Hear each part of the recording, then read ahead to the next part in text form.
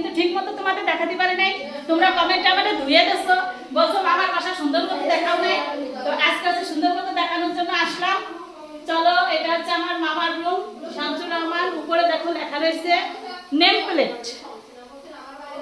আসো, এটা হচ্ছে আমার মামার রুম। এগুলো হচ্ছে ও একদম ঢাকা থেকেই হচ্ছে করে নিয়ে আসছে, অর্ডার করে নিয়ে আসছে। সব রুমের জন্য একই রকম ফার্নিচার। আর এটা হচ্ছে ওয়াশরুম।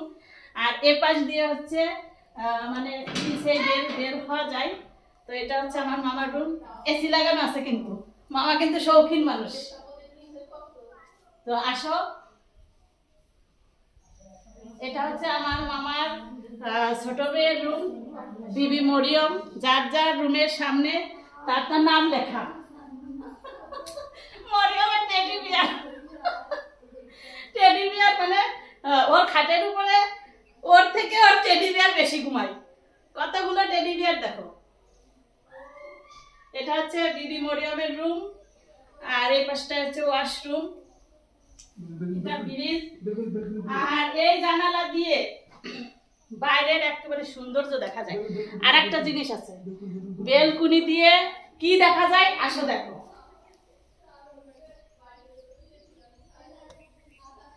জাস্ট দেখো সৌন্দর্য কাকে বলে, মানে রুম থেকে বের হয়ে সৌন্দর্য।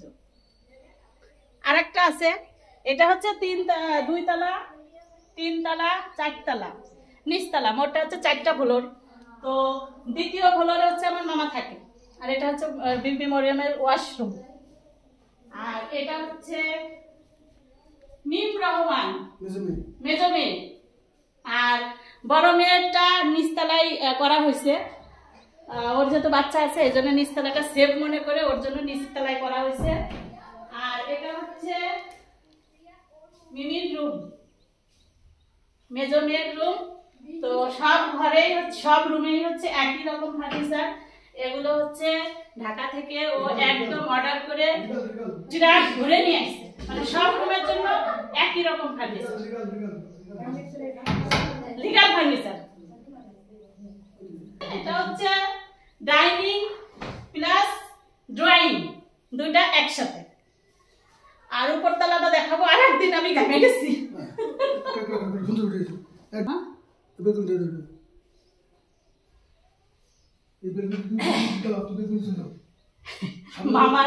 মামার টিভিটা না দেখালেই নয়, মানে আমার সমান।